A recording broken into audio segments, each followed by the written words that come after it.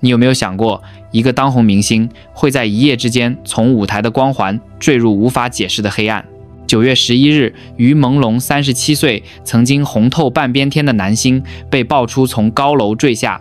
新闻一出，整个娱乐圈像被投下一颗震撼弹。警方说是意外，媒体用疑点重重4个字带过，可偏偏这个死因却越挖越怪。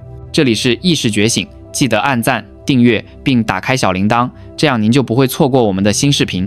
因为有人站出来说他不是自己跳下去的，而这个人不是别人，正是台湾资深经纪人孙德荣。故事要从一场梦说起。孙德荣10多年来与病魔共处，每晚几乎睡不超过2小时。可那天夜里，他竟然沉沉睡了5个小时。在梦里，他看见于朦胧从头到尾哭个不停。更诡异的是，他醒来时，整张床单湿透，像是有人在他枕边流下了泪水。他第一时间意识到，这不是普通的梦，而是冤魂来托梦。托梦的内容很简单，却足以让人脊背发凉。财务不清。于朦胧说，他并没有赚到那么多钱，可他的工作室账户上却出现了大笔存款。这些钱来得离奇，他觉得是不义之财，于是他想查个清楚。可就在这之后，他离奇坠楼。这听起来像都市传说，可细节一层层推开时，却让人冷汗直冒。于朦胧出道于2010年代，因参加《快乐男声》走红。他干净的外表，温和的性格，很快就积累了一批死忠粉。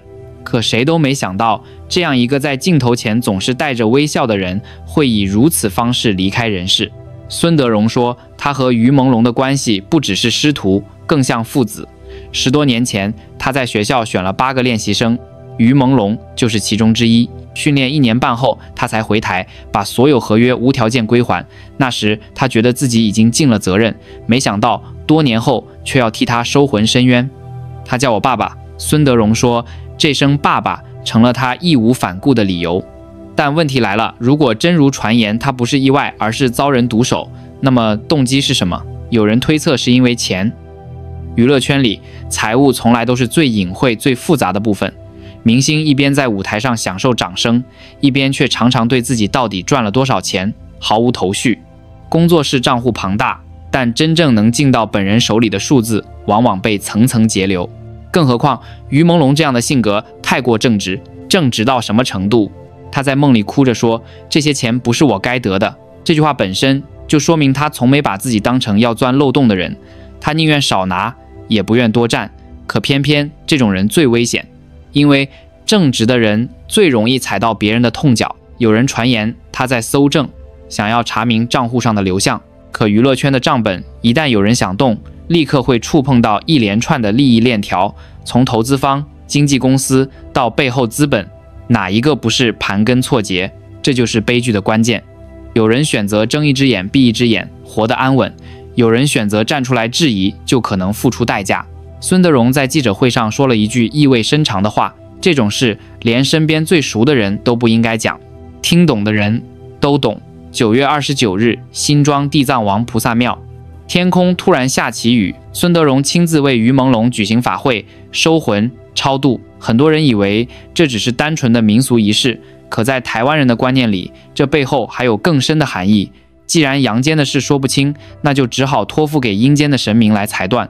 而他之所以坚持这么做，是因为他相信真相被遮掩了。这场法会吸引了不少粉丝，大家焚香烧纸，带着贡品。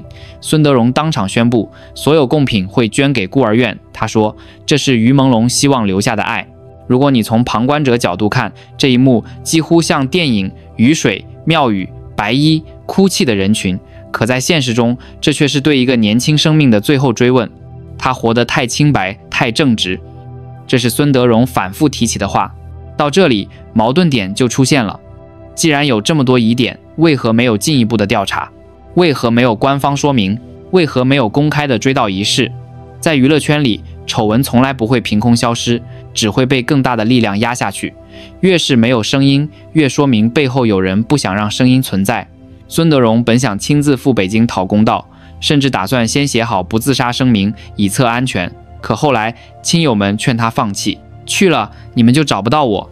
这句话不是危言耸听，而是他对现实的清醒判断。在庙宇的钟声与雨声中，孙德荣讲了一段让所有人毛骨悚然的话：如果外面说的是真的，他是被打死再丢下来的，那我更应该把他的魂魄收回来，让他心无挂碍的到天上。这句话不只是哀悼，而是质问，因为一旦你接受被丢下去，这种可能就等于否定了所谓的意外，而这也正是整个事件最诡谲的地方。我们先把时间线拉回2016年，那是孙德荣和于朦胧最后一次联系。当时于朦胧因为脚受伤，孙德荣私下传讯息关心：谢谢爸爸，没事，我这个养一些天就好了。短短一句，却让孙德荣多年后依然耿耿于怀，因为正是这声爸爸让他觉得自己有义务站出来。可是你有没有注意到一个细节？从2016年到2025年，两人几乎没有再直接联络。孙德荣自己也承认，他不会刻意蹭徒弟的名气。换句话说，他没有任何利用的动机。那么，一个10年没怎么互动的师傅，为何要在徒弟死后冒着风险站出来喊冤？要么是疯了，要么是他真的觉得不吐不快。这就是整件事更耐人寻味的地方。孙德荣说，于朦胧在梦里提到的关键是财务，这背后其实隐约牵扯出娱乐产业最难言说的秘密：钱流向了谁？别小看这句话，你知道吗？根据公开资料，中国演艺市场每年产值高达数千亿人民币，但明星个人能分到的比例往往不足20%，剩下的钱去哪了？投资方抽走，平台抽走，经纪公司抽走，连工作室本身都可能被当成资金池。一个明星如果突然发现自己账户里的钱多到不合理，第一反应会是什么？有人替我操盘，有人洗钱，还是有人借壳？对普通人来说，或许不懂这些术语，但你只要想象一下，假设你开了一家小店，每天卖出去100碗面，照理说进账就是3000块。可突然有一天，你发现账户上多了100万，而且完全没卖过那么多碗面，你敢不查吗？于朦胧可能就是查了，可他忘了一点，娱乐圈不是普通的生意。孙德荣一度打算亲赴北京讨公道，还准备不自杀声明。你想想，一个70多岁的老人，如果不是被逼到绝境，谁会把自己的安全放在台面上谈？但最后他退缩了。人到了北京，就是踏进别人的地盘，事情就难讲。这句话其实透露了现实的残酷，不是他不想去，而是他清楚自己没有胜算，所以他退而求其次，在台湾用庙宇、用神明把冤屈拖出去。很多人看到这里可能会问，这和我们有什么关系？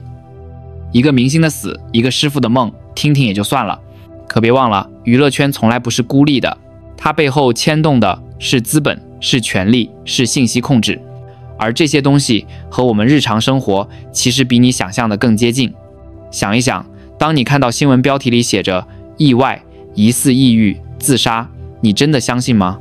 当舆论风向突然消失，消息被下架，你有没有怀疑过真相究竟去哪了？于朦胧事件就像一面镜子，照出了娱乐产业最不愿意被人看到的一面。9月29日的法会现场，粉丝们带来的贡品全数被捐给孤儿院。这本是一件善事，但更像是一种象征，于朦胧的善良要以另一种方式延续。可与此同时，另一种声音也在流传，他就是太清白、太正直。这句话几乎成了所有人对他的评价。但你有没有想过，这句话背后其实是一种控诉？在某些环境里，清白不是优点，而是致命伤。因为一旦你过于相信规则，过于相信公平，就会忘了现实里有些规则从来不是为你准备的。而这正是为什么这起事件会勾起那么多人心里的不安。你会发现，于朦胧不是第一个，也不会是最后一个。那些年，我们听过多少明星意外坠楼、自杀身亡、抑郁离世，每一次新闻都像复制粘贴一样。可真相呢？孙德荣说，他梦里看到的于朦胧从头哭到尾。如果真有灵魂，那是怎样的绝望才会在死后依然无法释怀？这让我想到一句话，人最怕的不是没活明白，而是死得不明不白。而于朦胧正是这种死得不明不白的典型。从事业高峰到疑点重重的离世，从爸爸的呼唤到庙宇里的超度，这个故事之所以让人揪心，不仅仅是因为他是公众人物，而是因为他提醒了我们，一个现实当规则模糊，当真相被遮掩，谁都可能变成下一个。事情发展到这里，很多人开始好奇，到底是什么样的财务不清，会让一个明星走到无法回头的境地？娱乐圈的账本来就最复杂，你看到的是一部戏、一场演唱会、一则广告，但背后隐藏的是无数资金的流转。钱不是直直的流向明星口袋，而是先经过投资方、制作公司、经纪公司，再转一圈到工作室，每经过一层就有人抽成，到最后明星自己拿到的可能只是冰山一角。听起来离奇，我给你一个真实的参照。根据公开资料，中国某些一线演员拍一部戏，合同上标价8000万，可最后实际到手不到2000万，其余的钱被包装成各种名目，制作费、宣传费、税务调整。换句话说，你看到的数字根本不等于真实收入。那么于朦胧的情况可能是什么？他发现自己的工作室账上居然有一笔不合理的大钱，对他而言，这不是意外之财，而是烫手山芋。因为这意味着有人把工作室当成了过水口。什么是过水口？简单讲，就是资金的中转站，钱先打进来，再转出去，中间可能做些调账动作。这就像有人借你的银行账户，先存100万，再立刻转走，你什么都没动，却突然发现自己成了账面上的持有人。在灰色地带，这叫洗钱。在娱乐产业，这种情况更常见，只是换了个说法，资金操作。问题是，于朦胧显然不想当这个过水的人，他的性格太直，他想要查清楚。可一旦你开始查，就意味着你要动到一条看不见的链条，这条链条牵扯的从来不只是几百万，而可能是整个资本的运作模式。如果说到这里，你可能会觉得这已经不是单纯的意外问题，而是一个结构性的陷阱。而这个陷阱不只存在于娱乐圈，想想你身边的现实，多少人打工10年，工资卡上的数字永远不对劲，税扣了多少，奖金去哪了？多少人创业，账目上看着赚钱，可最后一算，实际现金流却在亏。本质一样，账目混乱往往不是因为计算错误，而是有人在设局，而局里的人，有人能全身而退，有人却被吞噬。孙德荣说，他就是太正直。这句话点破了残酷的现实。在一个系统里，如果你过于正直，你就无法适应规则。你不愿意收那笔不该有的钱，可别人希望你收下，因为这样链条才能完整。你一旦拒绝，等于挡了别人的路。这就像一台机器正在高速运转，你突然伸手去摸，它会立刻把你搅进去。对机器而言，不是你重要，而是运转不能停。所以悲剧的发生不是因为他做错了什么，而是因为他太对了。这就是为什么他的死会引发这么多联想。一方面，大家心疼一个好人离开；另一方面，大家又模糊地感觉到，这里面牵扯的不只是一个人的命运。娱乐圈只是放大镜，它把现实社会的规则用更极端的方式演出来。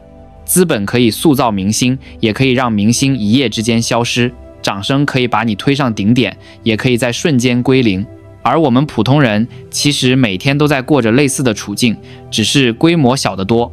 有人因为查账被公司排挤，有人因为坚持原则失去升迁机会。你以为自己是倒霉，其实只是踩到规则的逆鳞。孙德荣本来想亲自去北京，甚至说过去了就可能回不来。这不是戏剧化，而是他真切的担忧。因为他知道这种事不是你喊几句口号，做几个动作就能解决。你要知道，真相从来不是不存在，而是不允许存在。一旦有人想让它消失，它就会消失，而能留下来的只是版本化、被允许的叙事。就像新闻口径、意外、自杀、抑郁3个词几乎能涵盖所有离奇死亡的解释。可真相呢？没有人敢说，因为说出来就等于和系统对抗。所以，孙德荣选择了另一条路，在台湾的庙宇里替他讨公道。为什么？因为这里有信仰，有神明，有一条不同的逻辑。北京无神论，我们台湾有我们的方法。这句话他说的直白，你可以把它当成民俗，也可以当成心理寄托。但从另一个角度看，这其实是一种平行叙事。阳间不管，那就交给阴间；现实不容许，那就托付给信仰。这是东亚社会特有的生存智慧。当制度没法给你答案，人们总要找一个能寄托的地方。然而，寄托是一回事，恐惧是一回事。在庙里，他敢说可能是被丢下来的。可你有没有发现，他说完这句话之后，又补上一句：我们也只能说是推测。为什么？因为他知道这句话不能落在证据层面，一旦有人追究，你就得拿出证明，可证明不了，就等于自己把自己推入陷阱。所以他只能用梦、感觉、冥冥之中这些词把话说出去，却又留下一道回旋的余地。这就是语言的艺术，也是在危险边缘行走的人唯一的生存方式。你可能会问，为什么这种不明之死总是发生在明星、企业家，甚至金融圈的人身上？难道真的只是个别意外？答案很残酷，因为他们站在了钱流动的十字路口。在资本的世界里，钱不会乖乖待在账本上，它必须不停流动。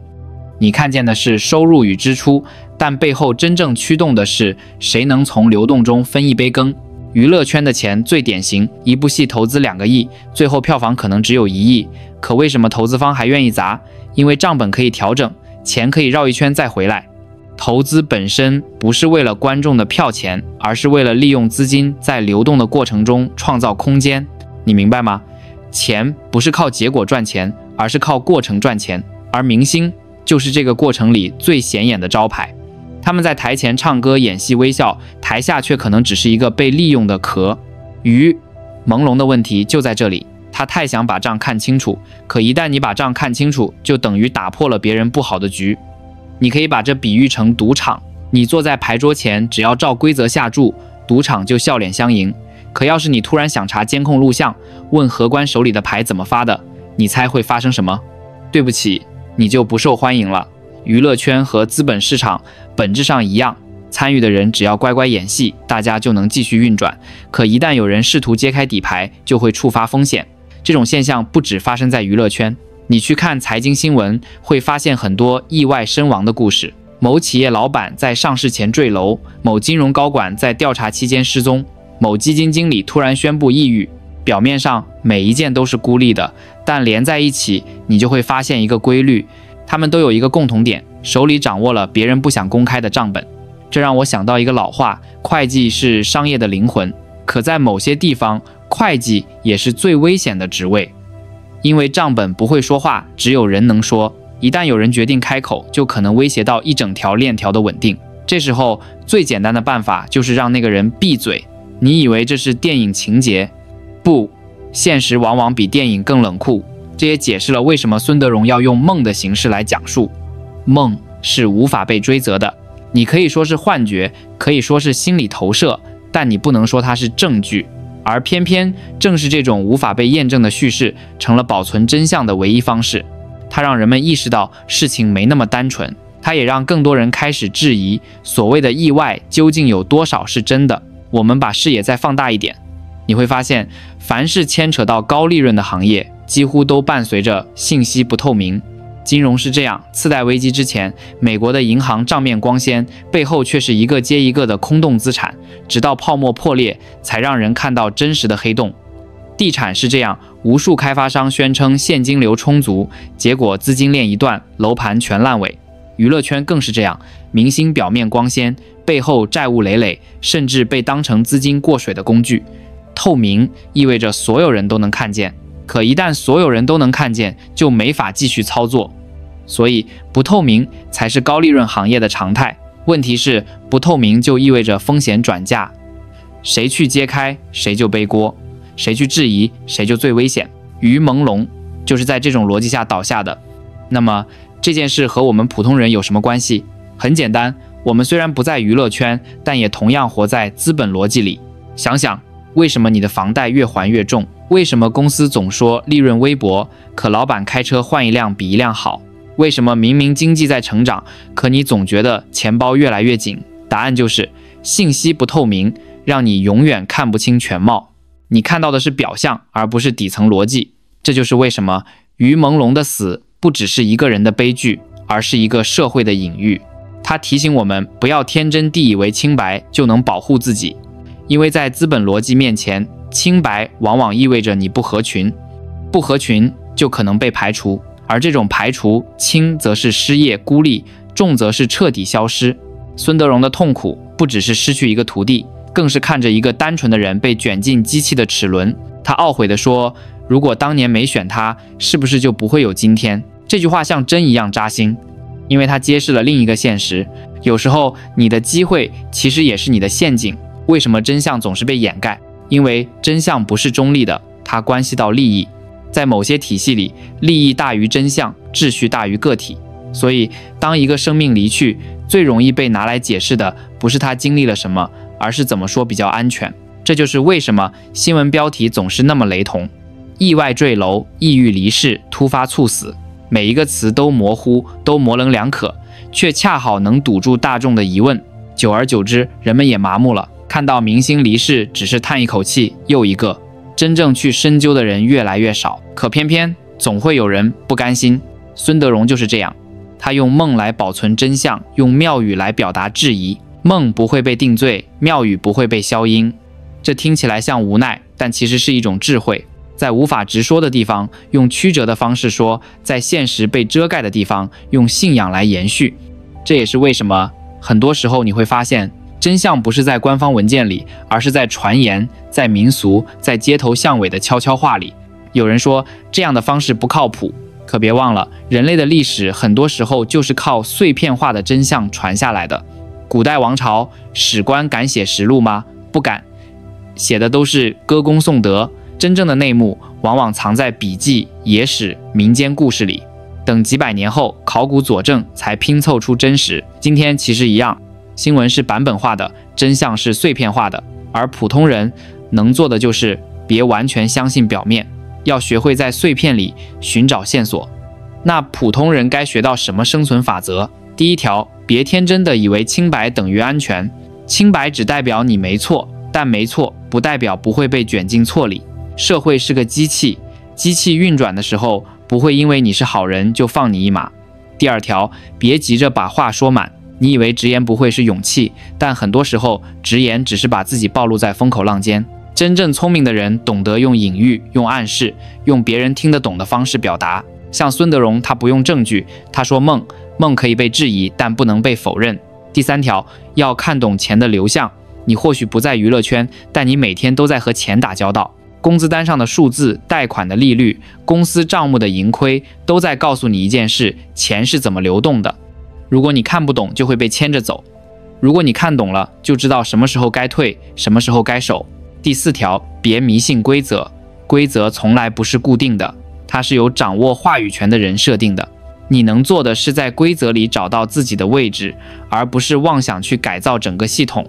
改造系统的人，要么成为英雄，要么成为牺牲品。再说回于朦胧，为什么他的死让人揪心？因为他是那种我们身边最熟悉的人，善良、清白、执拗，甚至有点天真。他相信查清楚就能还自己一个公道，可他没料到规则不是为他服务的，他活得干净，却死得肮脏，这才是最让人心疼的地方。孙德荣站在庙宇里，一遍又一遍地说：“他叫我爸爸，我就应该义无反顾。”这句话说给自己听，也说给所有人听。义无反顾不只是父子情，更是一种担当。即便明知道说出来会有风险，他依然选择把声音留下，因为他比谁都清楚，一旦没人说，这件事就彻底沉下去了。故事讲到这里，观众可能会有一种压抑的感觉。是的，压抑才是真实。在资本的逻辑里，在权力的秩序里，个体从来渺小，但压抑不等于绝望，因为每一个敢于留下声音的人，都是在把碎片传下去。哪怕只是一个梦，哪怕只是庙里的雨声，也能提醒人们真相曾经存在过。所以这不是一场单纯的追悼，而是一面镜子，它照出娱乐圈的黑暗，也照出社会的规则。它让我们看到于朦胧的悲剧其实也是所有人的警示。